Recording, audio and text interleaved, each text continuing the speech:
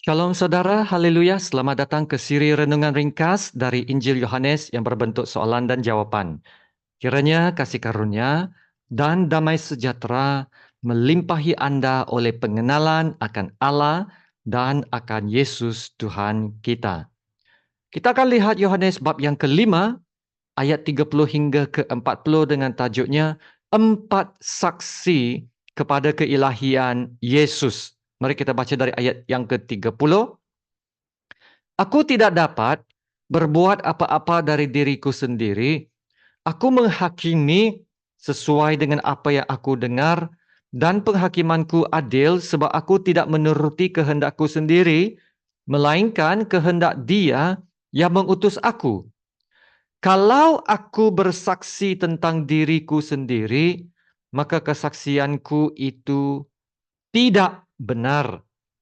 Ada yang lain yang bersaksi tentang aku, dan aku tahu bahwa kesaksian yang diberikannya tentang aku adalah benar. Kamu telah mengirim utusan kepada Yohanes, dan ia telah bersaksi tentang kebenaran. Tetapi aku tidak memerlukan kesaksian dari manusia, namun aku mengatakan hal ini supaya kamu diselamatkan. Ia adalah pelita yang menyala dan yang bercahaya, dan kamu hanya mau menikmati seketika saja cahayanya itu. Tetapi aku mempunyai suatu kesaksian yang lebih penting daripada kesaksian Yohanes, yaitu segala pekerjaan yang diserahkan Bapa kepadaku supaya aku melaksanakannya. Pekerjaan itu juga yang kukerjakan sekarang. Dan itulah yang memberi kesaksian tentang aku, bahwa Bapa yang mengutus aku. Bapa yang mengutus aku, dialah yang bersaksi tentang aku. Kamu tidak pernah mendengar suaranya, rupanya pun tidak pernah kamu lihat, dan firman-Nya tidak menetap di dalam dirimu, sebab kamu tidak percaya kepada Dia yang diutusnya. Kamu menyelidiki kitab-kitab suci, sebab kamu menyangka bahwa olehnya kamu mempunyai hidup yang kekal. Tetapi walaupun kitab-kitab suci itu memberi kesaksian tentang aku, namun kamu tidak mau datang kepadaku untuk memperoleh hidup itu. Demikianlah firman Tuhan. Orang-orang Yahudi mau membunuh Yesus karena Yesus mengatakan bahwa Allah adalah Bapaknya, dan dengan demikian menyamakan dirinya dengan Allah. Yesus meneruskan perbincangan, ya, menegaskan kesetaraannya dengan Allah Bapa, dan bahwa Dia benar-benar datang dari Bapa ke dalam dunia. Namun ada orang yang belum dapat percaya kesaksian tentang dirinya. Sekiranya mereka menganggap kesaksiannya tidak benar, Yesus memberitahu bahwa ada 4 kesaksian yang memberi kebenaran tentang dirinya. Mari kita lihat soalan edisi ini. Senaraikan keempat-empat kesaksian yang dikatakan Yesus dalam bahagian ini. Dan bagaimana setiap kesaksian itu dapat menjelaskan tentang keilahian Yesus. Dengan banyak kesaksian yang telah menunjukkan keilahian Yesus, kenapa orang-orang Yahudi masih tidak dapat percaya Yesus? Kita lihat soalan yang pertama, yaitu 4 kesaksian yang membuktikan keilahian Yesus. Nah, pertamanya ayat 33, yaitu kesaksian dari Yohanes Pembaptis. Nah, sebelum ini, dalam bab yang pertama, Yohanes menjelaskan bahwa dialah pendahulu Yesus. Dia telah memberi kesaksian tentang Yesus.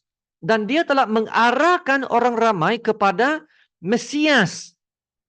Nah, tujuan kesaksian Yohanes Pembaptis adalah supaya semua orang menjadi percaya.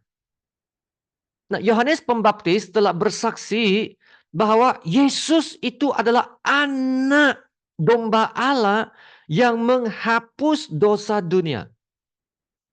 Dialah, yaitu Yesus adalah kekal. Dan juga Yohanes Pembaptis bersaksi bahwa Yesus adalah anak Allah. Dan semua ini menunjukkan keilahian Yesus. Nah, inilah kesaksian dari Yohanes Pembaptis. Kedua, kesaksian pekerjaan-pekerjaan yang dilakukan Yesus dalam ayat 36. Nah, Yesus melakukan banyak mukjizat dan semua mukjizat ini telah disaksikan ramai orang. Ya, ini bukan mukjizat yang dilakukan secara tersembunyi ya. Nah, selepas bab ini ya, dalam bab 6 yang seterusnya, Yesus akan melakukan mukjizat melipat gandakan makanan kepada 5.000 orang. Ya, mukjizat yang dilakukan Yesus sememangnya menunjukkan kemahakuasaan dan keilahiannya. Nah, mungkin ada orang yang akan mengatakan bahwa nabi-nabi lain seperti Musa, Elia, dan Elisa juga pernah melakukan mukjizat yang luar biasa. Iya, betul. Tapi kita perlu ingat bahwa kehidupan Yesus yang tak pernah berdosa, his life, kehidupan Yesus, kehidupannya yang sempurna, dan senantiasa melakukan kehendak Bapa. Nah, itu menunjukkan bahwa Yesus adalah pribadi yang tidak sama dengan nabi-nabi lain, tetapi yang setara dengan Allah Bapa. Nah, kemuncak kepada pekerjaan yang Yesus lakukan adalah kematian dan kebangkitannya yang memberi keselamatan kepada dunia. Nah, yang ketiga yang memberi kesaksian kepada keilahian Yesus adalah ayat 37, yaitu kesaksian dari Bapa sendiri. Nah, Allah Bapa telah bersaksi tentang Yesus dari mula lagi. Dari firman-firman-Nya yang dicatat dalam kitab-kitab suci yang menubuatkan tentang Mesias yang akan datang. Dan Allah Bapa juga mengatakan kepada Yohanes Pembaptis bahwa Roh Kudus akan bersaksi tentang Yesus. Ya, nanti dalam bab 15 ayat 26 ada juga ayat ini. Jikalau penghibur yang akan kuutus dari Bapa datang, yaitu Roh kebenaran yang keluar dari Bapa, ia akan bersaksi tentang aku. Nah, Allah Bapa juga telah bersaksi tentang Yesus pada pembaptisan Yesus dalam Matius 3:17. Dan juga kepada Petrus, Yakobus, dan Yohanes pada permuliaan Yesus di atas gunung dalam Matius 17 ayat 5. Ayat ini mengatakan hal yang sama masa pembaptisan Yesus dalam ayat Matius 3 yang kita lihat tadi ya. Inilah dia, inilah yang kukasihi, kata Bapa, kepadanya lah aku berkenan. Seterusnya saksi yang keempat dalam ayat 39 adalah kesaksian dari kitab-kitab suci perjanjian lama.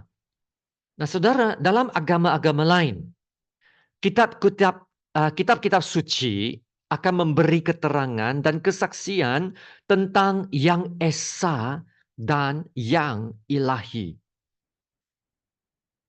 Sekiranya kitab-kitab suci perjanjian lama menulis tentang Yesus dan memberi banyak nubuatan tentang kehidupan, tentang pekerjaannya, maka Yesus ini bukan sekadar manusia biasa, tetapi sesungguhnya adalah yang esa dan yang ilahi. Amin. Ya, jadi inilah keempat kesaksian yang membuktikan keilahian Yesus. Ya, tandakan, ya, tolong tandakan yang empat, petikan ayat ini di dalam Alkitab Anda sebagai rujukan. Sekarang kita lihat soalannya kedua. Dengan banyak kesaksian yang telah menunjukkan keilahian Yesus. Kenapa orang-orang Yahudi masih tidak dapat percaya Yesus? Nah, sebab mereka tidak percaya adalah karena mereka tidak mendengar suara Tuhan dalam ayat 37. Mereka tidak melihat rupanya ayat 37. Mereka tidak mempunyai firman Tuhan yang menetap di dalam mereka, ya. Firman Tuhan tidak menetap di dalam hati mereka, ayat 38. Dan mereka tidak mau datang kepadanya untuk memperoleh hidup kekal, ayat 40. Nanti kita akan lihat ayat 40. Ya, jadi walaupun Tuhan adalah roh dan tidak seorang pun yang dapat melihat Tuhan, namun Tuhan telah menyatakan dirinya dalam pelbagai rupa bentuk, ya, supaya manusia dapat mengenalnya secara pribadi. Nah, contohnya Tuhan telah menyatakan diri kepada Musa di semak belukar yang berapi. Tuhan telah menyatakan diri kepada bangsa Israel melalui 10 tulah bencana itu, ya. Tiang api, tiang awan, membelahkan Laut Merah, makanan yang diturunkan dari langit, dan sebagainya.